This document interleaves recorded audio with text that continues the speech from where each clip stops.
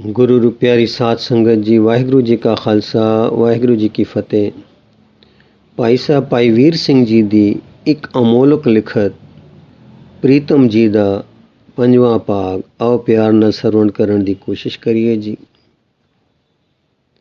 फिर एक दिन मैं दाता जी नूं कहा कि मैनू रस्ता दसो, तां कहण लगे रस्ता प्रेम है पर पास प्रीतम जी दे है। ਜਾਂ मैं पुछया प्रीतम जी कित्थे हन, तां कहण लगे इत्थे।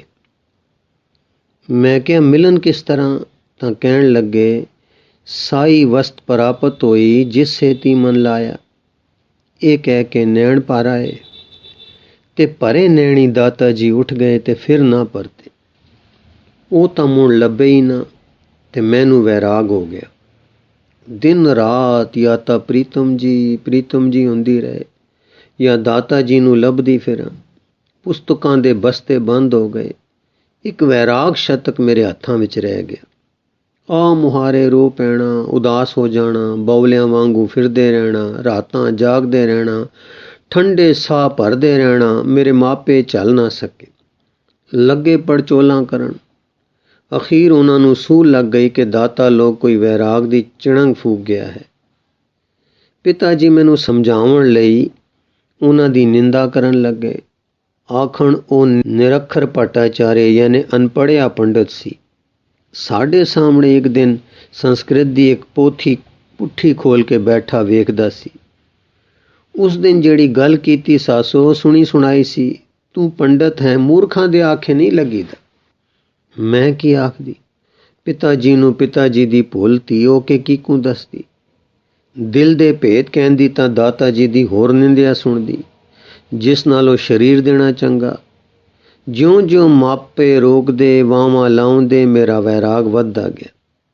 ਦਾਤਾ ਜੀ ਡਾਢੇ ਹੀ ਚੰਗੇ ਲੱਗਣ, ਪ੍ਰੀਤਮ ਜੀ ਦਾ ਖਿਆਲ ਬੇਤਾਬ ਕਰ ਦੇਵੇ। ਮੈਨੂੰ ਅਜੇ ਤੱਕ ਵੀ ਪਤਾ ਨਹੀਂ ਕਿ ਪ੍ਰੀਤਮ ਜੀ ਕੌਣ ਹਨ ਤੇ ਕਿੱਥੇ ਹਨ, ਪਰ ਮੇਰੇ ਅੰਦਰ ਇੱਕ ਧੂ ਹਰ ਵੇਲੇ ਉਹਨਾਂ ਵੱਲ ਰਹਿੰਦੀ ਹੈ ਜੋ ਇੱਕ ਸਵਾਸ ਨਹੀਂ ਭੁੱਲਦੀ। ਔਰ ਕਦੇ ਕਦੇ ਮੈਨੂੰ ਵਹਿਮ ਵਿੱਚ ਇੱਕ ਝਾਵਲਾ ਵੱਜਦਾ ਹੈ ਕਿ ਮਾਨੋ ਸ਼ੇਰ ਦੀ ਤਰ੍ਹਾਂ ਨਿਰਭੈ ਪ੍ਰੇਮ ਦੇ ਪੁੰਜ ਸੰਪੂਰਨ ਦਾਤਾ ਤੇ ਖਿਮਾ ਦਾ ਰੂਪ ਇੱਕ ਗੁਣਾਂ ਦਾ ਸਰੂਪ ਧਾਰ ਕੇ ਅੱਖਾਂ ਅੱਗੋਂ ਲੰਘ ਗਿਆ ਹੈ। ਸੋ ਵੈਦ ਜੀ ਮਹਾਰਾਜ, ਮੈਨੂੰ ਪ੍ਰੀਤਮ ਜੀ ਦੀ ਇਤਨੀ ਹੀ ਵਿਥਿਆ ਮਾਲੂਮ ਹੈ। ਜੋ ਗੱਲਬਾਤ ਮੈਂ ਆਪ ਨੂੰ ਉੱਪਰ ਸੁਣਾਈ ਹੈ, ਉਹ ਜਿੰਨੀ ਮੈਨੂੰ ਯਾਦ ਸੀ ਆਪਣੇ ਅੱਖਰਾਂ ਵਿੱਚ ਸੁਣਾਈ ਹੈ। ਦਾਤਾ ਜੀ ਦੇ ਵਾਕ ਤੇ ਬਚਨ ਬਹੁਤ ਪਿਆਰੇ ਤੇ ਸੁੰਦਰ ਗੋਂਦਵੇ ਕਟਾਖਿਆਂ ਨਾਲ ਭਰੇ ਹੁੰਦੇ ਸਨ। ਨਾਲੇ ਉਹਨਾਂ ਦੇ ਗਲੇ ਦੀ ਮਧੁਰਤਾ ਤੇ ਸੰਗੀਤਕ ਲਹਿਰ ਵੱਖਰੇ ਜਾਦੂ ਹੁੰਦੇ ਸਨ ਜੋ ਮੈਂ ਆਪਣੇ ਗਲੇ ਤੋਂ ਅਦਾ ਨਹੀਂ ਕਰ ਸਕਦੀ। ਸੋ ਜੇ ਇਹਨਾਂ ਦੇ ਸੁਣਾਉਣ ਵਿੱਚ, ਭਾਵ ਦੱਸਣ ਵਿੱਚ ਕਿਤੇ ਕੋਈ ਉਕਾਈ ਹੈ ਤਾਂ ਮੇਰੀ, ਕੋਈ ਭੁੱਲ ਹੈ ਤਾਂ ਮੇਰੀ। ਦਾਤਾ ਜੀ ਗੱਲਬਾਤ ਅਚੁੱਕ ਕੀਤਾ ਕਰਦੇ ਸਨ। ਇਹ ਵਿਥਿਆ ਮੈਂ ਅੱਗੇ ਆਪ ਨੂੰ ਸੁਣਾ ਚੁੱਕੀ ਹਾਂ ਕਿ ਕਿਕੂ ਪਿਤਾ ਜੀ ਮੇਰੇ ਵੈਰਾਗ ਦੇ ਦੂਰ ਕਰਨ ਲਈ ਇੱਕ ਮੂਰਖ, ਅਵਿਦਿਆ ਤੇ ਪਾਪਾਂ ਦੇ ਪੁੰਜ ਧਨਾੜ ਆਦਮੀ ਨਾਲ ਮੇਰਾ ਵਿਆਹ ਕਰਕੇ ਮੇਰੇ ਵੈਰਾਗ ਦਾ ਇਲਾਜ ਸਮਝ ਕੇ ਇਸ ਕੰਮ ਵਿੱਚ ਪਰਪੱਕ ਹੋ ਕੇ ਲੱਗ ਪਏ ਸਨ। ਤੇ ਮੈਨੂੰ ਸਿਵਾ ਰਾਤ ਵੇਲੇ ਟੁਰ ਕੇ ਕਿਸੇ ਬਨ ਵਿੱਚ ਵੈਰਾਗ ਤੇ ਤਪ ਕਰਕੇ ਆਪਣੀ ਪਰਮਾਰਥਿਕ ਮਨੋਕਾਮਨਾ ਪੂਰੀ ਕਰਨ ਲਈ ਹੋਰ ਕੋਈ ਰਸਤਾ ਤੇ ਚਾਰਾ ਬਾਕੀ ਨਹੀਂ ਸੀ। ਮੈਂ ਜੀਵਨ ਪਦ ਨੂੰ ਕਦੇ ਪਾ ਸਕਾਂ ਔਰ ਉਸ ਕੁਸੰਗ ਦੇ ਸੰਜੋਗ ਤੋਂ ਬਚ ਸਕਾਂ, ਇਸ ਸ਼ੌਕ ਨੇ ਅੱਧੀ ਰਾਤ ਵੇਲੇ ਮੈਨੂੰ ਘਰੋਂ ਟੋਰਿਆ ਤੇ ਇੱਥੇ ਪਹੁੰਚਾਇਆ ਹੈ। ਕਾਕੀ ਦੀ ਇਹ ਵਿਥਿਆ ਸੁਣ ਕੇ ਵੈਦ, ਜੋ ਜਾਤ ਕਰਕੇ ਤਾਂ ਬ੍ਰਾਹਮਣ ਨਹੀਂ ਸੀ ਪਰ ਕਿਸੇ ਪੰਡਤ ਦੀ ਸੇਵਾ ਕਰਨ ਕਰਕੇ ਉਸ ਦੀ ਕਿਰਪਾ ਨਾਲ ਚੰਗਾ ਵਿਦਵਾਨ ਤੇ ਵੈਦ ਹੋ ਗਿਆ ਸੀ, ਚਕਰਿਤ ਰਹਿ ਗਿਆ। ਜੋ ਦਸ਼ਾ ਕਾਕੀ ਦੀ ਸੀ, ਕੁਛ ਉਸ ਤਰ੍ਹਾਂ ਦੀ ਹੋਸ਼ ਉਸਦੀ ਵੀ ਖੁੱਲੀ ਤੇ ਦਾਤਾ ਜੀ ਪਿਆਰੇ ਲੱਗ ਪਏ। ਅੱਗੇ ਤਾਂ ਉਹ ਉਪਕਾਰ ਸਮਝ ਕੇ ਇੱਕ ਵਿਦਵਾਨ ਦਾ ਇਲਾਜ ਕਰਦਾ ਸੀ, ਹੁਣ ਉਸ ਨੂੰ ਇੱਕ ਯੋਗੀ ਰਾਜ ਤੇ ਬੀਤਰਾਗ ਦੀ ਸੇਵਾ ਨਜ਼ਰ ਪੈ ਗਈ। ਪਿਆਰ ਹੋ ਆਇਆ ਔਰ ਇਹ ਖਿਆਲ ਜਾਗ ਪਿਆ ਕਿ ਕਿਵੇਂ ਛੇਤੀ ਰਾਜ਼ੀ ਹੋ। ਪ੍ਰੀਤਮ ਜੀ ਦੀ ਸੂਹ ਅਸੀਂ ਵੀ ਲਈਏ, ਜਿਨ੍ਹਾਂ ਦੇ ਸਤਸੰਗ ਨਾਲ ਐਸੇ ਯੋਗੀ ਰਾਜ ਉਤਪਤ ਹੋ ਰਹੇ ਹਨ। ਹੋ ਸਕੇ ਤਾਂ ਉਹਨਾਂ ਦੇ ਦੁਆਰੇ ਅਸੀਂ ਵੀ ਪਹੁੰਚ ਕੇ ਜੀਵਨ ਪਦ ਪਾਈਏ। ਝੁੰਡ ਤੋਂ ਕੁਝ ਕੋ ਪੱਛੋਂ ਨੂੰ ਜਿਹਲਮ ਨਦੀ ਵਗਦੀ ਹੈ। ਇਸ ਦੇ ਪਾਰ ਕੋਹ ਦੀ ਵਿੱਥ ਪਰ ਇੱਕ ਕਈ ਮੀਲ ਚੌੜਾ ਤੇ 100 ਕੋਮੀ ਲੰਬਾ ਟਿੱਬਾ ਜਿਹਾ ਰੇਤੀ ਜਿਹੇ ਦਾ ਹੈ, ਜਿਸ ਨੂੰ ਅਕਸਰ ਲੋਕ ਥਲ ਵੀ ਕਹਿੰਦੇ ਹਨ। ਇਸੇ ਥਲ ਵਿੱਚ ਸੱਸੀ ਮਰੀ ਦੱਸਦੇ ਹਨ ਤੇ ਕਈ ਲੋਕ ਸੱਸੀ ਦੀ ਮੌਤ ਦਾ ਟਿਕਾਣਾ ਵੀ ਇਸੇ ਟਿੱਬੇ ਵਿੱਚ ਦੱਸਦੇ ਹਨ। ਇਸ ਟਿੱਬੇ ਤੇ ਦਰਿਆ ਦੇ ਵਿਚਕਾਰ ਜੋ ਦੂਰ ਤੱਕ ਧਰਤੀ ਚਲੀ ਗਈ ਹੈ, ਉਸ ਨੂੰ ਕੱਛੀ ਆਖਦੇ ਹਨ। ਝੁੰਡ ਤੋਂ ਟੁਰ ਕੇ ਦਰਿਆ ਟੱਪ ਕੇ ਇੱਕ ਮਾੜੀ ਨਾਮੇ ਪਿੰਡ ਹੈ, ਜੋ ਇਸ ਕੱਛੀ ਵਿੱਚ ਟਿੱਬੇ ਦੀ ਵੱਖੀ ਉੱਤੇ ਵਾਂਗ ਹੈ। ਇਸ ਪਿੰਡ ਵਿੱਚ ਵੈਦ ਜੀ ਦਾ ਘਰ ਹੈ। ਪ੍ਰੇਮ ਦੇ ਰੰਗ ਕਰਕੇ ਜੋ ਪ੍ਰੀਤਮ ਜੀ ਦੀ ਵਿਥਿਆ ਸੁਣ ਕੇ ਉਪਜ ਪਿਆ ਸੀ, ਵੈਦ ਜੀ ਆਪਣੇ ਬਿਮਾਰ ਤੇ ਕਾਕੀ ਨੂੰ ਆਪਣੇ ਪਿੰਡ ਲੈ ਆਏ ਸਨ ਤੇ ਆਪਣੇ ਘਰ ਰੱਖ ਕੇ ਡਾਢੇ ਹੀ ਪਿਆਰ ਨਾਲ ਸੇਵਾ ਵਿੱਚ ਲੱਗ ਪਏ ਸਨ। ਉਹਨਾਂ ਦੀ ਸੇਵਾ ਨੂੰ ਸਾਈਂ ਨੇ ਫਲ ਲਾਇਆ। ਦਾਤਾ ਜੀ ਰਾਜ਼ੀ ਹੋ ਗਏ। ਅੱਖਾਂ ਖੋਲ੍ਹਦੇ ਹਨ, ਗੱਲਾਂ ਸੁਣਦੇ ਹਨ, ਸਮਝਦੇ ਹਨ, ਪਰ ਅਜੇ ਜ਼ਬਾਨ ਬੋਲ ਨਹੀਂ ਸਕਦੀ। ਉਹ ਹੁਣ ਸਮਝ ਗਏ ਕਿ ਮੇਰੇ ਰਾਜਾ ਜੀ ਨੇ ਆਪਣੇ ਹੁਕਮ ਵਿੱਚ ਮੈਨੂੰ ਐਸੇ ਥਾਂ ਘੱਲਿਆ ਹੈ, ਜਿੱਥੇ ਉਸਦੇ ਰਾਜ ਦੀ ਸੇਵਾ ਦਾ ਕੰਮ ਕੋਈ ਹੋਰ ਮੇਰੇ ਸਿਰ ਹੈ। ਉਸੇ ਦੀ ਮਰਜ਼ੀ ਨੇ ਮੈਨੂੰ ਇਸ ਕਾਕੀ ਦੇ ਪਾਸ ਪਹੁੰਚਾ ਦਿੱਤਾ ਹੈ ਅਤੇ ਮੇਰੀ ਬੇਸੁੱਧੀ ਵਿੱਚ ਹੀ ਇੱਕ ਆਤਮਾ ਮੇਰੇ ਪ੍ਰੀਤਮ ਜੀ ਦੇ ਰਾਜ ਵਿੱਚ ਪ੍ਰਵੇਸ਼ ਕਰਨ ਲਾਇਕ ਪੈਦਾ ਹੋ ਗਈ ਹੈ। ਜਿਸ ਦਿਨ ਆਪ ਦੀ ਜ਼ਬਾਨ ਵਿੱਚ ਬੋਲਣ ਦੀ ਤਾਕਤ ਆਈ, ਉਸ ਦਿਨ ਕਾਕੀ ਪਾਸ ਬੈਠੀ ਸੀ। ਆਪ ਨੇ ਪੁੱਛਿਆ, ਮੈਂ ਕਿੱਥੇ ਹਾਂ? ਕਾਕੀ, ਮਾੜੀ ਸ਼ੱਕਰ ਵਿੱਚ ਥਲ ਦੇ ਟਿੱਬੇ ਦੀ ਕੱਛ ਵਿੱਚ। ਸ਼ੁਕਰ ਹੈ, ਲੱਖ ਲੱਖ ਸ਼ੁਕਰ ਹੈ, ਭਗਵਾਨ ਨੇ ਇਹ ਦਿਨ ਦੱਸਿਆ ਹੈ। ਦਾਤਾ, ਮੈਂ ਇੱਥੇ ਕਿਸ ਤਰ੍ਹਾਂ ਪਹੁੰਚਾ ਹਾਂ ਤੇ ਤੁਸੀਂ ਝਰਨਾ ਦੇ ਕਿਨਾਰੇ ਆਪ ਦੇ ਘਰਾਂ ਬਾਰਾਂ ਤੋਂ ਏਡੀ ਦੂਰ ਜਹਿਲਮ ਤੋਂ ਪਾਰ ਇੱਥੇ ਕਿਸ ਤਰ੍ਹਾਂ ਪਹੁੰਚੇ ਹੋ? ਕਾਕੀ ਨੇ ਆਪਣੀ ਉਦਾਸੀ, ਵੈਰਾਗ, ਮਾਤਾ ਪਿਤਾ ਦੇ ਕਠੋਰ ਸਲੂਕ, ਘਰ ਤੋਂ ਵਿਦਾਇਗੀ, ਨਦੀ ਕਿਨਾਰੇ ਝੁੰਡ ਲਾਗੇ ਪਹੁੰਚ ਕੇ ਹਾਵੇ, ਉਸ ਵੇਲੇ ਉਹਨਾਂ ਦੀ ਲੋਧ ਦੇ ਬਜਰੇ ਵਿੱਚ ਪਹੁੰਚਣ ਦਾ ਸਾਰਾ ਹਾਲ, ਫਿਰ ਆਪਣੇ ਨਿਰਾਸ਼ਤਾ ਦੇ ਦੁੱਖ, ਵੈਦ ਜੀ ਦਾ ਪਹੁੰਚਣਾ ਤੇ ਭਾਈ ਜੀਵਣੇ ਦੇ ਪਿਆਰ ਦਾ ਸਾਰਾ ਹਾਲ ਸੁਣਾਇਆ। ਅੰਤ ਵੈਦ ਜੀ ਦਾ ਪ੍ਰੀਤਮ ਜੀ ਦੇ ਪ੍ਰੇਮੀ ਤੇ ਸ਼ਰਧਾਲੂ ਹੋ ਜਾਣ ਦਾ ਹਾਲ ਵੀ ਕਹਿ ਸੁਣਾਇਆ। ਇਹ ਸਾਰਾ ਕੁਝ ਸੁਣ ਕੇ ਆਪ ਨੇ ਕਿਹਾ, ਪ੍ਰੀਤਮ ਜੀ, ਅਰ ਕਹਿੰਦੇ ਸਾਰੀ ਅੱਖਾਂ ਵਿੱਚੋਂ 2-3 ਟੇਪੇ ਡਿੱਗ ਪਏ ਅਰ ਸੌਂ ਗਏ। ਇਸ ਤੋਂ ਕੁਝ ਦਿਨਾਂ ਦੇ ਬਾਅਦ ਉਹ ਚੰਗੇ ਤਕੜੇ ਹੋ ਗਏ, ਕਿਉਂਕਿ ਹੁਣ ਉਹਨਾਂ ਦੀ ਆਪਣੀ ਪੱਕੀ ਹੋਈ ਸੁਰਤ ਕੰਮ ਕਰਨ ਲੱਗ ਗਈ ਸੀ। ਕਾਕੀ ਦੇ ਪੁੱਛਣ ਤੇ ਦਾਤਾ ਜੀ ਨੇ ਆਪਣੀ ਮਾਰ ਦਾ ਸਾਰਾ ਹਾਲ ਜਦ ਸੁਣਾਇਆ, ਤਦ ਕਾਕੀ ਨੂੰ ਬਹੁਤ ਦੁੱਖ ਹੋਇਆ। ਹਾਏ, ਇਹ ਆਪ ਦਾ ਇਸ ਭਿਆਨਕ ਹਾਲਤ ਵਿੱਚ ਪਹੁੰਚਣਾ ਤੇ ਮੌਤ ਦੇ ਮੂੰਹ ਵਿੱਚ ਅਪੜ ਕੇ ਮੁੜਨਾ ਸਭ ਮੇਰੀ ਮੂਰਖਤਾ ਦਾ ਫਲ ਹੈ। ਨਾ ਮੈਂ ਘਰੋਂ ਇਸ ਤਰ੍ਹਾਂ ਨਿਕਲਦੀ, ਨਾ ਆਪ ਤੇ ਸ਼ੁਭਾ ਪੈਂਦਾ, ਨਾ ਆਪ ਦੁੱਖ ਦੇਖਦੇ, ਪਰ ਹਾਂ ਹੋਣੀ ਮੈਂ ਅੰਧੀ ਨੂੰ ਉਸ ਵੇਲੇ ਕੋਈ ਹੋਰ ਰਸਤਾ ਦਿਸਦਾ ਹੀ ਨਹੀਂ ਸੀ। ਮੇਰੇ ਤ੍ਰਿਗ ਹੈ, ਮੇਰੇ ਜਨਮ ਅਰ ਜੀਵਨ ਦੇ ਤ੍ਰਿਗ ਹੈ। ਦਾਤਾ ਜੀ, ਇਹ ਦੁੱਖ ਕਰਨਾ ਕਾਸ ਲਈ? ਮੈਂ ਮਾਰ ਕਿਸੇ ਦੇ ਜ਼ੋਰ ਅੱਗੇ ਝੁੱਕ ਕੇ ਤਾਂ ਨਹੀਂ ਖਾਦੀ। ਮੈਂ ਅਣਖ, ਸਵੈ ਸਤਕਾਰ ਤੇ ਸਵੈ ਰੱਖਿਆ ਦੇ ਅਸੂਲ ਵਾਲਾ ਹਾਂ, ਪਰ ਮੇਰੀ ਫਕੀਰੀ, ਨਿਮਰਤਾ, ਗਰੀਬੀ, ਹਾਰ ਜਾਣ, ਲੜਨ, ਧੱਕਾ ਸਹਿਣ, ਧੱਕਾ ਕਰਨ ਜਾਂ ਦੁੱਖ ਦੇਣ ਲੈਣ ਵਿੱਚ ਨਹੀਂ। ਮੈਂ ਸੰਸਾਰ ਦਾ, ਲੋਕਾਂ ਦਾ ਜਾਂ ਆਪਣੇ ਮਨ ਦਾ ਫਕੀਰ ਨਹੀਂ। ਮੈਂ ਤਾਂ ਆਪਣੇ ਪ੍ਰੀਤਮ ਜੀ ਦਾ ਮੰਗਤ ਜਨ ਹਾਂ। ਮੇਰੇ ਤੋਂ ਕਰਾਉਣ ਵਾਲੇ ਕੰਮਾਂ ਦੀ ਚੇਸ਼ਟਾ ਮੇਰੀ ਸ਼ਕਤੀ, ਬਲ, ਮਨ, ਬੁੱਧੀ, ਇਰਾਦੇ ਜਾਂ ਸੰਕਲਪ ਵਿੱਚ ਨਹੀਂ, ਪਰ ਪ੍ਰੀਤਮ ਜੀ ਦੇ ਹੁਕਮ ਵਿੱਚ ਹੈ। ਉਹ ਮੇਰੇ ਅੰਦਰ ਕਰਤਾ ਜਾਂ ਵਜੰਤਰੀ ਜੀ ਹਨ ਤੇ ਮੈਂ ਉਹਨਾਂ ਦੀ ਮਰਜ਼ੀ ਦੇ ਅੱਗੇ ਯੰਤਰ ਦੀ ਤਰ੍ਹਾਂ ਹਾਂ। ਜੀ ਕੋ ਲਿਖਣਹਾਰੇ ਦੇ ਹੱਥ ਵਿੱਚ ਕਲਮ ਹੁੰਦੀ ਹੈ, ਕਲਮ ਲਿਖਣਹਾਰੇ ਦੇ ਹੁਕਮ ਵਿੱਚ ਜੋ ਉਹ ਚਾਹੁੰਦਾ ਹੈ ਲਿਖਦੀ ਹੈ। ਫਿਕਰ ਨਾ ਕਰੋ, ਮੈਨੂੰ ਨਾ ਕਿਸੇ ਮਾਰਿਆ ਤੇ ਨਾ ਮੈਂ ਕਿਸੇ ਤੇ ਜਿੱਤ ਪਾਈ ਤੇ ਨਾ ਕਿਸੇ ਦੇ ਅੱਗੇ ਹਾਰ ਖਾਦੀ। ਜੋ ਹੋਇਆ ਹੈ ਸੋ ਪ੍ਰੀਤਮ ਜੀ ਦਾ ਹੁਕਮ ਸੀ, ਉਹਨਾਂ ਦਾ ਕੌਤਕ ਸੀ, ਉਹਨਾਂ ਦਾ ਕੋਈ ਕਾਰਜ ਇਸ ਵਿੱਚ ਸੀ। ਕਾਕੀ, ਦਾਤਾ, ਤੁਸੀਂ ਸੱਚਮੁੱਚ ਬ੍ਰਹਮ ਹੋ।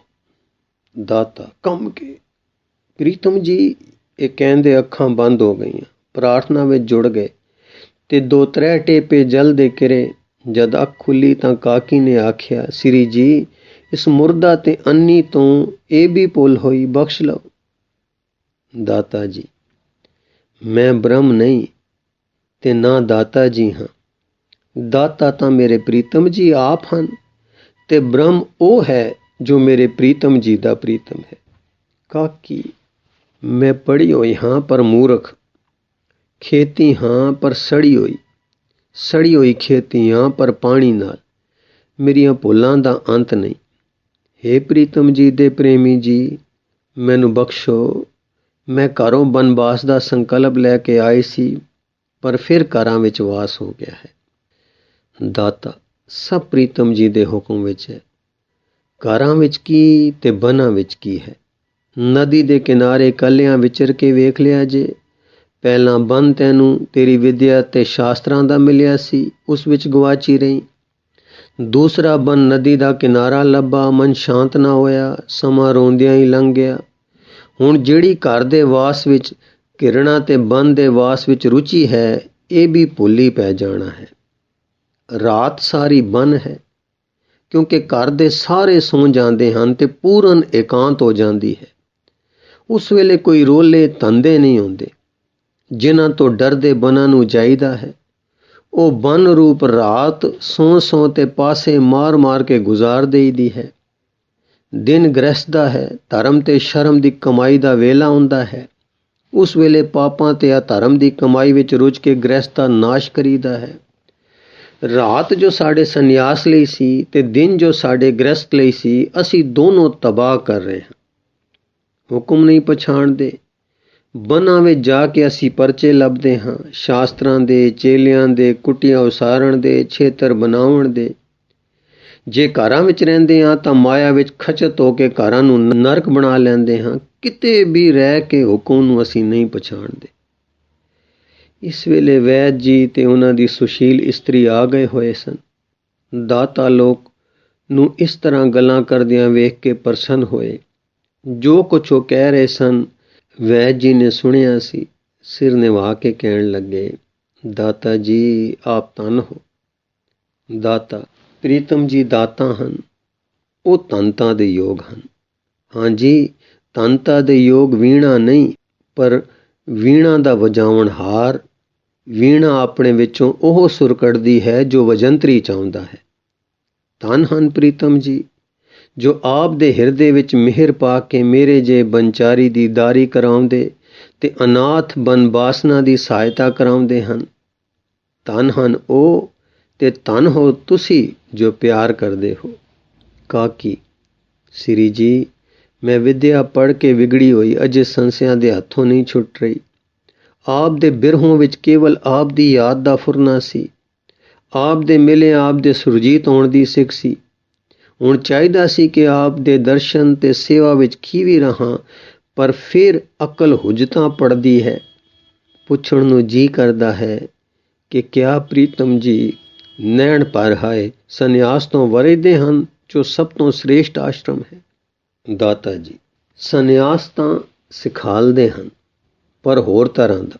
ਆਖਦੇ ਹਨ ਮੈਂ ਦਾ ਸੰਨਿਆਸ ਕਰੋ, ਮੇਰੀ ਦਾ ਤਿਆਗ ਕਰੋ, ਸਰੀਰ ਨਾਲ ਮੋਹ ਤੋੜੋ, ਫਿਰ ਜੋ ਕੁਝ ਕੇ ਆਪਣਾ ਬਣਾਇਆ ਸੀ ਉਸ ਨੂੰ ਛੱਡ ਦਿਓ।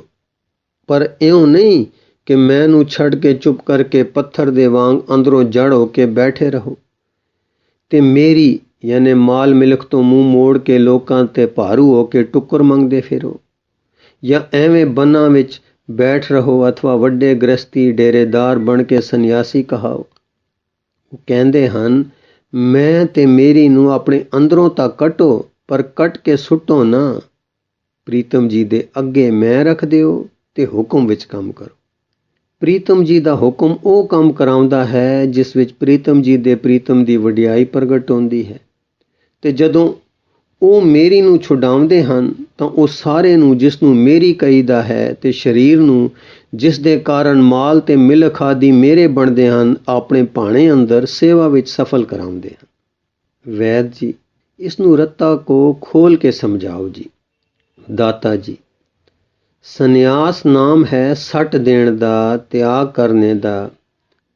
ਪਹਿਲਾਂ ਮਾਲ ਮਿਲਕ ਇਸਤਰੀ ਆਦਿ ਤਿਆਗ ਕੇ ਬਨ ਪ੍ਰਸਥੀ ਬਨ ਵਿੱਚ ਜਾ ਕੇ ਟਿਕਣ ਵਾਲੇ ਬਣੀਦਾ ਸੀ। ਫਿਰ ਤਿਆਗ ਵਿੱਚ ਹੀ ਫਿਰ ਨਿਕਲੀਦਾ ਸੀ ਜਗਤ ਦੀ ਉਧਾਰ ਲਈ। ਪਰ ਹੁਣ ਤਾਂ ਬਿਨਾਂ ਪਹਿਲੇ ਤ੍ਰੈਸ਼ ਆਸ਼ਰਮਾਂ ਵਿੱਚੋਂ ਲੰਘੇ ਦੇ ਸੰਨਿਆਸੀ ਕੇ ਸਾਧੂ ਹੋ ਨਿਕਲਦੇ ਹਨ। ਤਿਆਗ ਆਪਣੇ ਮਨੋਰਥ ਵਿੱਚ ਸਫਲ ਨਹੀਂ ਹੋ ਸਕਦਾ।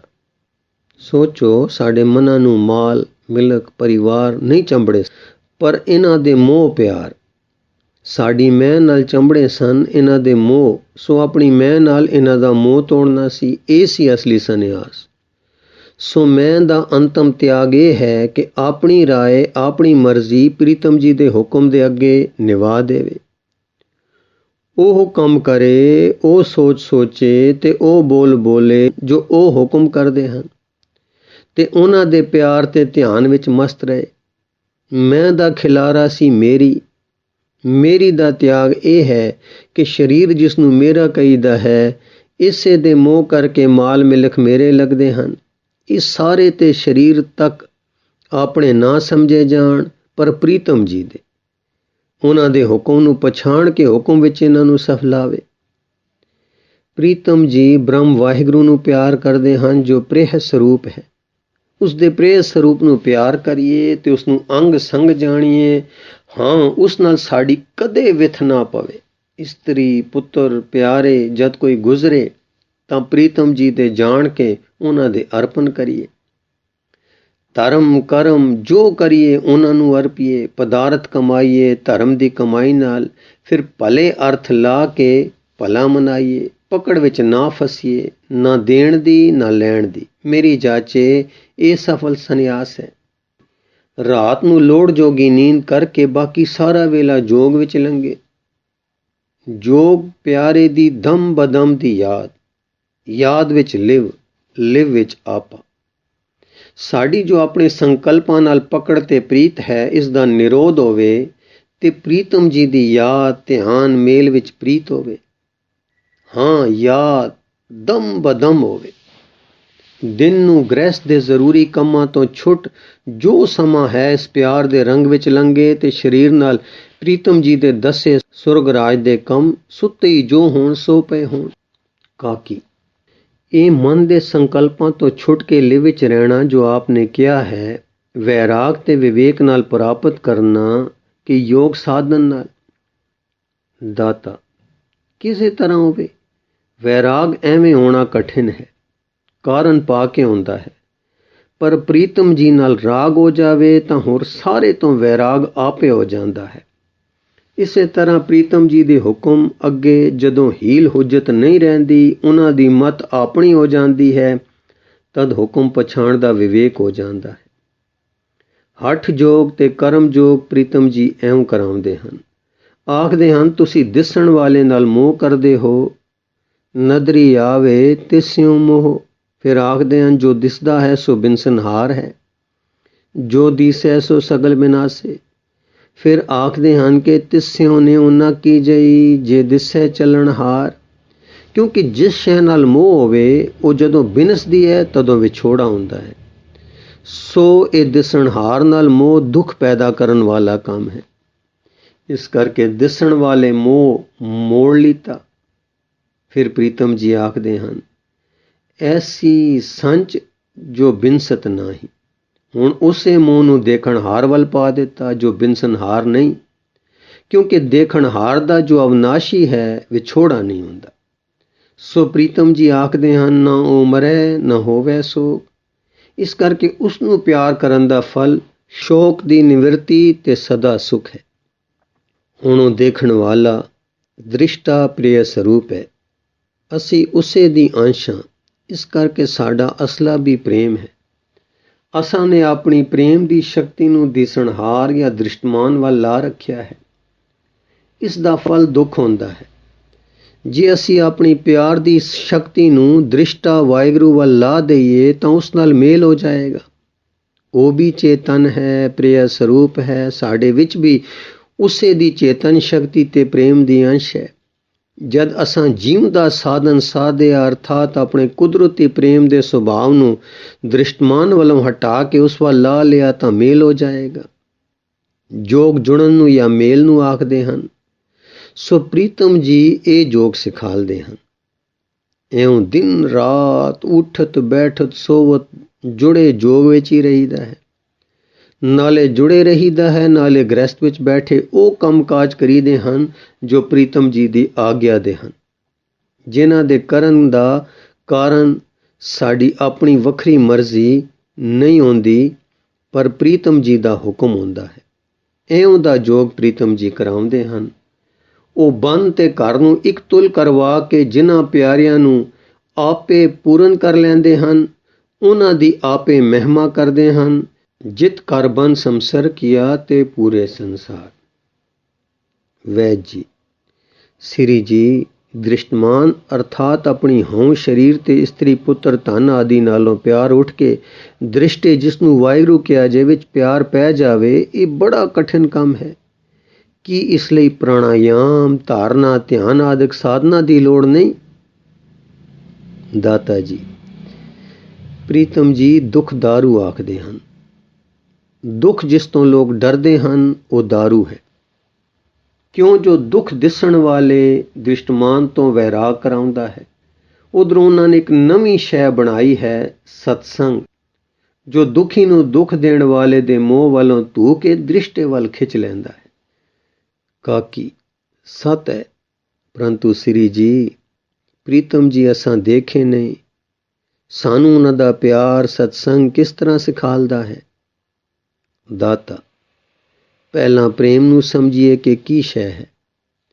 ਪ੍ਰੇਮ ਜੋ ਆਦਰਸ਼ਕ ਹੈ, ਅਰਥਾਤ ਜੋ ਨਿਰੋਲ ਰੂਹਾਨੀ ਜਾਂ ਆਤਮਾ ਦਾ ਪਰਮਾਤਮਾ ਵਿੱਚ ਹੁੰਦਾ ਹੈ, ਅਜੇ ਅਸੀਂ ਸਮਝ ਨਹੀਂ ਰਹੇ। ਪਰ ਦ੍ਰਿਸ਼ਟਮਾਨ ਨਾਲ ਜੋ ਮੋਹ ਸਾਡਾ ਹੈ ਉਸ ਨੂੰ ਅਸੀਂ ਸਮਝਦੇ ਹਾਂ।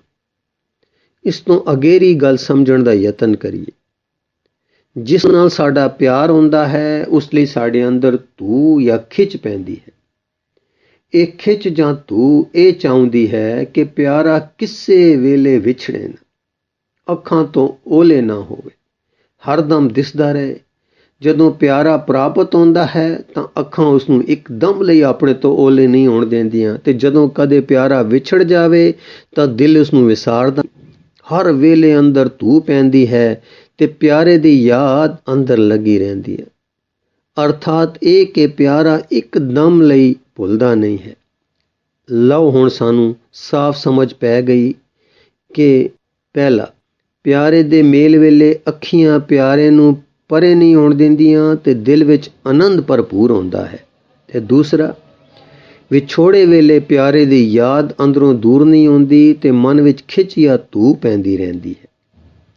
ਇਸ ਪਿਆਰ ਦਾ ਇਹ ਨਿਸ਼ਚਿਤ ਸਰੂਪ ਹੈ ਜਿਸ ਨੂੰ ਅਸੀਂ ਬਿਨਾਂ ਸੰਸ਼ੇ ਸਾਫ਼-ਸਾਫ਼ ਸਮਝ ਸਕਦੇ ਹਾਂ ਕਿ ਪਿਆਰ ਦਾ ਪ੍ਰਕਾਸ਼ ਜਾਂ ਪਿਆਰ ਦਾ ਪ੍ਰਗਟ ਹੋਣਾ ਜਾਂ ਪਿਆਰ ਦਾ ਰੂਪ ਜਿਸ ਨੂੰ ਸਾਡੀ ਸਮਝ ਹੁਣ ਸਮਝ ਸਕਦੀ ਹੈ ਕਿ ਉਹ ਕੀ ਸ਼ੈ ਹੈ। ਉੱਤਰ, ਯਾਦ। ਸਤਸੰਗ ਸਿਖਾਲਦਾ ਹੈ ਕਿ ਜਦ ਉਹ ਵਾਹਿਗੁਰੂ ਦੀਂਦਾ ਨਹੀਂ, ਅੱਖਾਂ ਦੇ ਸਾਹਮਣੇ ਨਹੀਂ ਹੈ, ਤਾਂ ਤੁਸੀਂ ਇਉਂ ਖਿਆਲ ਕਰੋ ਕਿ ਉਸ ਨਾਲ ਸਾਡਾ ਵਿਛੋੜਾ ਹੈ ਤੇ ਸਾਨੂੰ ਜਗਤ ਦੇ ਪਿਆਰ ਤੋਂ ਸਮਝ ਆ ਚੁੱਕੀ ਹੈ ਕਿ ਵਿਛੋੜੇ ਵਿੱਚ ਪਿਆਰੇ ਦੀ ਯਾਦ ਨਹੀਂ ਭੁੱਲਿਆ ਕਰਦੀ ਤੇ ਧੂ ਪਿਆ ਕਰਦੀ ਹੈ। ਸੋ ਜੇ ਹੁਣ ਅਸੀਂ ਪਿਆਰੇ ਨੂੰ ਵਿਛੜਿਆ ਸਮਝ ਕੇ ਉਸ ਨੂੰ ਯਾਦ ਕਰਿਆ ਕਰੀਏ ਤੇ ਉਸ ਦੀ ਯਾਦ ਨੂੰ ਹਰਦਮ ਪਕਾਈਏ, ਤਦ ਸਾਨੂੰ ਉਸ ਦੀ ਧੂ ਜਾਂ ਖਿੱਚ ਪਵੇਗੀ। ਇਹ ਧੂ ਜਾਂ ਖਿੱਚ ਹੀ ਪ੍ਰੇਮ ਦਾ ਪ੍ਰਗਟ ਸਰੂਪ ਸਾਡੀ ਸਮਝ ਵਿੱਚ ਆਇਆ ਸੀ ਕਿ ਵਿਛੋੜੇ ਵੇਲੇ ਸਾਡੇ ਅੰਦਰ ਹੁੰਦਾ ਹੈ। ਸੋ ਯਾਦ ਦੇ ਪੱਕਿਆਂ ਮਾਨੋ ਪ੍ਰੇਮ ਲੱਗ ਪਿਆ ਜਾਂ ਯਾਦ ਪ੍ਰੇਮ ਵਿੱਚ ਪਲਟ ਗਈ। ਜਿਵੇਂ ਬੋੜ ਤੋਂ ਬੀਜ ਤੇ ਬੀਜ ਤੋਂ ਬੋੜ, ਤਿਵੇਂ ਪ੍ਰੇਮ ਤੋਂ ਯਾਦ ਤੇ ਯਾਦ ਤੋਂ ਪ੍ਰੇਮ।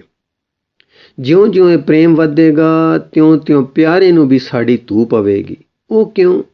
ਉਸ ਲਈ ਇੱਕ ਹੋਰ ਨਿਯਮ ਹੈ, ਉਹ ਸਮਝ ਲਓ। ਉਹ ਇਹ ਹੈ ਕਿ ਜਿਸ ਨੂੰ ਤੁਸੀਂ ਸਦਾ ਯਾਦ ਕਰੋਗੇ ਉਸ ਨੂੰ ਤੁਸੀਂ ਯਾਦ ਆਓਗੇ। ਇਉਂ ਸਦਾ ਯਾਦ ਕਰਦਿਆਂ ਪ੍ਰੀਤਮ ਜੀ ਤੁਹਾਡੇ ਨਾਲ ਪ੍ਰੇਮ ਵਿੱਚ ਆਉਣਗੇ। ਲਓ ਮੈਂ ਫਿਰ ਦੁਹਰਾਉਂਦਾ, ਜਦੋਂ ਸਾਡੇ ਅੰਦਰ 8 ਪੈਰ ਦੀ ਯਾਦ ਪਿਆਰੇ ਜੀ ਲਈ ਵਸ ਪਈ ਹੈ ਤਾਂ ਇਹ ਪ੍ਰੇਮ ਦਾ ਪ੍ਰਗਟ ਸਰੂਪ ਹੈ। ਪ੍ਰੇਮ ਮਾਨੋ ਸੁਰਜੀਤ ਹੋ ਪਿਆ ਹੈ। ਇਹ ਯਾਦ ਜਦ ਨਿਰੰਤਰ ਹੋ ਜਾਏਗੀ, ਸਾਡੇ ਵਿੱਚ ਪ੍ਰੀਤਮ ਦੀ ਖਿੱਚ ਜਾਂ ਧੂ ਪੈਦਾ ਕਰੇਗੀ ਤੇ ਉਹ ਧੂ ਜਦ ਮਜ਼ਬੂਤ ਹੋ ਜਾਏਗੀ ਤਦੋਂ ਪ੍ਰੀਤਮ ਜੀ ਵੀ ਸਾਨੂੰ ਯਾਦ ਕਰਨਗੇ ਅਰ ਖਿੱਚ ਖਾਣਗੇ। ਫਿਰ ਉਹ ਵੱਡੇ ਹਨ, ਸਮਰੱਥ ਹਨ, ਸਾਨੂੰ ਖਿੱਚਣਗੇ। ਅਸੀਂ ਛੋਟੇ ਹੋਣ ਕਰਕੇ, ਹਲਕੇ ਹੋਣ ਕਰਕੇ ਖਿੱਚੇ ਜਾਵਾਂਗੇ ਤੇ ਪਿਆਰੇ ਨਾਲ ਜਾ ਮਿਲਾਂਗੇ। ਮੇਲ ਹੋ ਗਿਆ, ਯੋਗ ਹੋ ਗਿਆ। ਇਉਂ ਦੀਆਂ ਮੱਤਾਂ ਦੇ ਕੇ ਅਣਡਿੱਠੇ ਵਾਹਿਗੁਰੂ ਜੀ ਨਾਲ ਸਤਸੰਗ ਮੇਲ ਕਰਾ ਦਿੰਦਾ ਹੈ। ਕਾਕੀ ਹਰ ਵੇਲੇ ਦੀ ਯਾਦ ਅਣਡਿੱਠੇ ਪ੍ਰੀਤਮ ਜੀ ਵਾਹਿਗੁਰੂ ਲਈ ਅੰਦਰ ਪੈਦਾ ਹੋ ਜਾਣੀ ਵੀ ਔਖਾ ਜਿਹਾ ਕੰਮ ਹੈ। ਦਾਤਾ ਹੈ ਤਾਂ ਸਹੀ, ਪਰ ਜੀ ਕੋ ਇੱਕ ਫੁੱਟੀ ਪਰ ਜਾਗ ਨਾਲ ਮਣ ਦੁੱਧ ਜੰਮ ਜਾਂਦਾ ਹੈ। ਇਸ ਤਰ੍ਹਾਂ ਸਤਸੰਗ ਦੀ ਇੱਕ ਕਣੀ ਨਾਲ ਇਹ ਕਾਰਜ ਸਾਰ ਦਿੰਦਾ ਹੈ। ਉਹ ਕਿਣਕਾ ਬਹੁਤ ਅਮੋਲਕ ਹੈ। ਕਿਣਕਾ ਏਕ ਜਿਸ ਜੀ ਬਸਾਵੇ, ਤਾਂ ਕਿ ਮਹਿਮਾ ਗਨੀ ਨਾ ਆਵੇ। ਅਤੇ ਉਹ ਕਣੀ ਇਉਂ ਅੰਦਰ ਪੈਂਦੀ ਹੈ ਕਿ ਜਦ ਸਤਸੰਗ ਨੂੰ ਮਿਲੋ ਉੱਥੇ ਪ੍ਰੀਤਮ ਜੀ ਦਾ ਪਿਆਰ ਡੁੱਲ ਡੁੱਲ ਪੈ ਰਿਹਾ ਹੁੰਦਾ ਹੈ।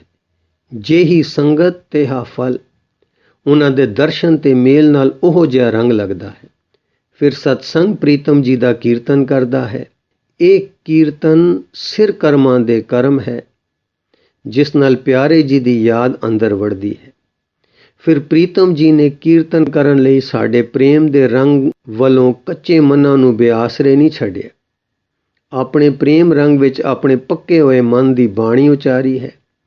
ਉਸ ਬਾਣੀ ਵਿੱਚ ਮਹਿਮਾ, ਉਸਤਤ, ਪਿਆਰ, ਬਿਰਹੋਂ ਤੇ ਹੋਰ ਸੁੰਦਰ ਭਾਵ ਐਸੇ ਪੱਕੇ ਰੰਗ ਨਾਲ ਭਰੇ ਹਨ ਕਿ ਜਦ ਉਸ ਪੱਕੀ ਬਾਣੀ ਨਾਲ ਚਾਹੇ ਚੁੱਪ, ਚਾਹੇ ਬੋਲ ਕੇ, ਚਾਹੇ ਗਾਉ ਕੇ, ਚਾਹੇ ਸੁਣ ਕੇ ਕਿਸੇ ਤਰ੍ਹਾਂ ਅੰਮ੍ਰਿਤ ਦਾ ਘੁੱਟ ਭਰੋ, ਸਾਈਂ ਦੀ ਯਾਦ ਅੰਦਰ ਜਾਗਦੀ ਹੈ। ਇਸ ਬਾਣੀ ਦਾ ਕੀਰਤਨ ਸੁਣਨਾ ਜਾਂ ਆਪ ਕਰਨਾ, ਬਾਣੀ ਦਾ ਪਾਠ ਕਰਨਾ ਜਾਂ ਵਿਚਾਰਨਾ ਪਰਮ ਪੁਰਖ ਦੀ ਯਾਦ ਵੱਲ ਧੂੰਦਾ ਰਹਿੰਦਾ ਹੈ। ਸੋ ਇਸ ਤਰ੍ਹਾਂ ਦਾ ਰੰਗ ਜਮਾ ਕੇ ਸਤਸੰਗ ਸਾਨੂੰ ਸੁੰਝੇ ਆਕਾਸ਼ ਵਿੱਚ ਬਹੁਲੀਆਂ ਮਾਰ ਮਾਰ ਕੇ ਤਬਾਹ ਹੋ ਜਾਣ ਲਈ ਨਹੀਂ ਛੱਡ ਦਿੰਦਾ, ਸਗੋਂ ਬਾਣੀ ਦਾ ਰਸ ਪਾ ਕੇ ਸਾਨੂੰ ਦੱਸਦਾ ਹੈ ਕਿ ਯਾਦ ਇੱਕ ਸੂਖਮ ਅਵਸਥਾ ਹੈ ਤੇ ਅਸੀਂ ਅਸਥੂਲ ਦੇਹ ਵਾਲੇ ਹਾਂ। ਅਸਥੂਲ ਦੇਹ ਦੇ ਸੁੱਖਾਂ ਦੇ ਪ੍ਰੇਮ ਵਿੱਚ ਦਿਨ ਰਾਤ ਲੱਗਣ ਕਰਕੇ ਅਸੀਂ ਅਸਥੂਲਤਾ ਵਿੱਚ ਪਰਪੱਕ ਹਾਂ। ਤਾਂ ਤੇ ਯਾਦ ਨੂੰ ਵੀ ਅਸਥੂਲਤਾ ਤੋਂ ਸ਼ੁਰੂ ਕਰੀਏ। ਸੋ ਆਪਣੇ ਪਿਆਰੇ ਅਰਥਾਤ ਅਕਾਲ ਪੁਰਖ ਦਾ ਨਾਮ ਦੱਸ ਦਿੰਦੇ ਹਨ ਤੇ ਆਖਦੇ ਹਨ ਕਿ ਜੀਭ ਉਤੇ ਇਸ ਨੂੰ ਰੱਖ ਕੇ ਤੇ ਮਨ ਵਿੱਚੋਂ ਖਿਆਲ ਨੂੰ ਉਸ ਪਾਸੇ ਕਰਕੇ ਉਸ ਭਾਵ ਨਾਲ ਜੋ ਬਾਣੀ ਦੇ ਪਾਠ ਕੀਰਤਨ ਨੇ ਸਾਡੇ ਅੰਦਰ ਪੈਦਾ ਕੀਤਾ ਹੈ, ਸਾਈਂ ਨੂੰ ਜਪੀਏ। ਇਹ ਪ੍ਰੇਮ ਸੰਦੇਸ਼ਾ ਹੈ ਜੋ ਪ੍ਰੀਤਮ ਜੀ ਲੈ ਕੇ ਆਏ ਹਨ। ਇਸ ਨੂੰ ਉਹ ਆਪ ਸੱਚਾ ਸੋਹਿਲਾ ਆਖਦੇ ਹਨ। ਇਹ ਸਾਚਾ ਸੋਹਿਲਾ ਸਾਚੈ ਕਰ ਗਾਵੋ। ਇਸ ਸੋਹਿਲੇ ਦਾ ਰੂਪ ਨਾਮ ਜਾਂ ਸ਼ਬਦ ਹੈ। ਪ੍ਰੀਤਮ ਜੀ ਕਹਿੰਦੇ ਹਨ, ਇਹੋ ਸੋਹਿਲਾ ਸ਼ਬਦ ਹੈ ਸੁਹਾਵ। ਇਉਂ ਇਸ ਸੋਹਿਲੇ ਨਾਲ ਯਾਦ ਦਾ ਸੂਖਮ ਭਾਵ ਜੀਭ ਦਾ ਆਸਰਾ ਲੈ ਕੇ ਉੱਠਦਾ ਹੈ ਤੇ ਫਿਰ ਮਨ ਵਿੱਚ ਵੜਦਾ ਯਾਦ ਬਣਦਾ ਜਾਂਦਾ ਹੈ। ਇਸ ਨੂੰ ਨਾਮ ਦਾ ਸਿਮਰਨ ਆਖਦੇ ਹਨ। ਜਪ ਤੋਂ ਸਿਮਰਨ ਆਪੇ ਬਣ ਜਾਂਦਾ ਹੈ। ਇੱਥੋਂ ਤਾਈਂ ਕਿ ਨਿਰੋਲ ਯਾਦ ਬਣ ਜਾਂਦਾ ਹੈ ਤੇ ਯਾਦ ਵਿੱਚੋਂ ਖਿੱਚ ਤੋਂ ਪੱਕੇ ਪ੍ਰੇਮ ਵਿੱਚ ਪਲਟ ਜਾਂਦਾ ਹੈ ਤੇ ਪ੍ਰੇਮ ਬਣ ਕੇ ਪ੍ਰੀਤਮ ਜੀ ਨੂੰ ਖਿੱਚ ਪਾਉਂਦਾ ਹੈ ਤੇ ਪ੍ਰੀਤਮ ਜੀ ਸਾਨੂੰ ਆਪਣੀ ਅਨੁਗ੍ਰਹਿ ਨਾਲ ਖਿੱਚ ਕੇ ਆਪਣੇ ਨਾਲ ਮੇਲ ਲੈਂਦੇ ਹਨ। ਇਹ ਜੋਗ ਸੰਪੂਰਨ ਹੋ ਗਿਆ। ਦ੍ਰਿਸ਼ਟਮਾਨ ਜਿਸ ਵਿੱਚ ਸਾਡਾ ਪਿਆਰ ਲੱਗ ਪਿਆ ਹੈ, ਉਸ ਵੱਲੋਂ ਯਾਦ ਦੇ ਵਸੀਲੇ ਮਨ ਦਾ ਰੁਖ ਮੋੜ ਲਿਆ ਸੀ। ਮੂੰਹ ਮੋੜਦਿਆਂ ਹੀ ਅਸਾਂ ਉਸ ਵੱਲੋਂ ਸੰਨਿਆਸ ਧਾਰਨ ਕਰ ਲਿਆ ਸੀ। ਵਿਚਾਰ ਕਰੋ, ਜਦੋਂ ਅਸੀਂ ਆਪਣੇ ਸਾਰੇ ਕੁਝ ਨੂੰ ਬਿਨਸਣਹਾਰ ਜਾਣ ਕੇ ਅੰਦਰੋਂ ਤਿਆਗਦੇ ਹਾਂ ਪ੍ਰੀਤਮ ਜੀ ਦੇ ਹੁਕਮ ਵਿੱਚ ਅਤੇ ਦੂਸਰਿਆਂ ਦੇ ਸੁੱਖ ਲਈ ਜਿਸ ਨੂੰ ਅਸੀਂ ਪਹਿਲੋਂ ਓਪਰੇ ਜਾਣਦੇ ਸਾਂ ਲਗਾਉਂਦੇ ਹਾਂ, ਤਾਂ ਅਮਲੀ ਸੰਨਿਆਸੀ ਹੋ ਜਾਂਦੇ ਹਾਂ ਕਿ ਨਹੀਂ? ਆਪ ਪ੍ਰੀਤ ਜੋਗ ਦਾ ਸੁੱਖ ਅੰਦਰ ਮਾਣਦੇ ਹਾਂ ਤੇ ਆਪਣੇ ਸੰਨਿਆਸ ਤੋਂ ਬਾਹਰ ਸਾਰੇ ਲੋਕਾਂ ਨੂੰ ਜੋ ਆਪਣੇ ਹਮਸਾਏ ਹਨ, ਜੋ ਸ੍ਰਿਸ਼ਟੀ ਖਾਲਕ ਹਨ ਜਾਂ ਪ੍ਰੀਤਮ ਜੀ ਦੇ ਸਾਜੇ ਹੋਏ ਹੋਣ ਕਰਕੇ ਭਰਾ ਹਨ, ਸੁੱਖ ਦਿੰਦੇ ਹਾਂ ਪਰ ਸਹਿਜ ਸੁਭਾਏ। ਇਸ ਨੂੰ ਆਖਦੇ ਹਾਂ ਸਰਬੱਤ ਦਾ ਭਲਾ। ਟੇਕ ਸਾਡੀ ਨਾਮ ਤੇ ਧਿਆਨ ਪ੍ਰੀਤਮ ਜੀ ਉਤੇ, ਇਉਂ ਜੁੜੇ ਰਹਿੰਦੇ ਹਾਂ ਅਬਨਾਸੀ ਪ੍ਰੀਤਮ ਨਾਲ। ਸਰਬੱਤ ਦਾ ਭਲਾ ਸਹਿਜ ਸੁਭਾਏ ਹੋ ਹੀ ਜਾਂਦਾ ਹੈ ਸਾਡੇ ਸੰਨਿਆਸ ਦੇ ਸੁਭਾਵ ਕਰਕੇ। ਇਉਂ ਆਪ ਵੀ ਸੁਖੀ, ਜਿਉਂਦੇ ਜੀ ਸੁਖੀ, ਨਕਦੋ ਨਗਦੀ ਸੁਖੀ ਹੋ ਜਾਂਦੇ ਹਾਂ ਤੇ ਬਾਕੀ ਸ੍ਰਿਸ਼ਟੀ ਜੋ ਆਪਣੇ ਤੋਂ ਭਿੰਨ ਸੀ ਸਾਥੋਂ ਦੁਖੀ ਨਹੀਂ ਹੁੰਦੀ ਪਰ ਸੁਖ ਪਾਉਂਦੀ ਹੈ। ਸੋ ਲੋਕ ਸੁਖੀ ਪਰ ਲੋਕ ਸੁਹੇਲੇ ਹੋ ਜਾਂਦੇ ਹਾਂ। ਅਸੀਂ ਇਉਂ ਆਪਣੇ ਅੰਦਰੋਂ ਪ੍ਰੇਮ ਸਰੂਪਤਾ ਨੂੰ ਮੋਹ ਕਹਿ ਕਹਿ ਕੇ ਕੱਟਣ ਦੀ ਥਾਵੇਂ ਸਫਲ ਕਰਦੇ ਹਾਂ ਪਰਮ ਪੁਰਖ ਨਾਲ ਪ੍ਰੇਮ ਕਰਕੇ। ਫਿਰ ਸੰਨਿਆਸੀ ਹੋ ਜਾਂਦੇ ਹਾਂ ਹੁਕਮ ਪਛਾਣਨ ਨਾਲ। ਹਉ ਦੇ ਕੱਟੇ ਜਾਣ ਕਰਕੇ ਤੇ ਗਿਆਨਵਾਨ ਹੋ ਜਾਂਦੇ ਹਾਂ ਹਉ ਦੇ ਦੂਰ ਹੋ ਕੇ ਸ਼ੁੱਧ ਹੋ ਜਾਣ ਨਾਲ। ਇਹ ਗੱਲ ਕੁਝ ਹੋਰ ਹੋ ਕੇ ਮੁੱਕੀ ਤਾਂ ਸੁਣਨ ਵਾਲਿਆਂ ਦੇ ਨੇਤਰ ਬੰਦ ਹੋ ਚੁੱਕੇ ਸਨ ਔਰ ਸਾਰੇ ਕਿਸੇ ਐਸੇ ਰਸ ਵਿੱਚ ਨਿਮਗਨ ਸਨ ਕਿ ਜਿਸ ਨੂੰ ਕਦੇ ਡਿੱਠਾ ਜਾਂ ਸੁਣਿਆ ਨਹੀਂ ਸੀ। ਦਾਤਾ ਜੀ ਵੀ ਸਮਝਦੇ ਸਨ, ਆਪਣੇ ਰੰਗ ਵਿੱਚ ਮਗਨ ਹੋ ਗਏ। ਗੁਰੂ ਰੂ ਪਿਆਰੀ ਸਾਧ ਸੰਗਤ ਜੀ, ਇਸ ਲੇਖ ਦਾ ਅਗਲਾ ਭਾਗ ਆਪ ਜੀ ਨੂੰ ਅੱਗੇ ਸਰਵਣ ਕਰਾਉਣ ਦੀ ਕੋਸ਼ਿਸ਼ ਕਰਾਂਗੇ ਜੀ। ਵਾਹਿਗੁਰੂ ਜੀ ਕਾ ਖਾਲਸਾ, ਵਾਹਿਗੁਰੂ ਜੀ ਕੀ ਫਤਿਹ।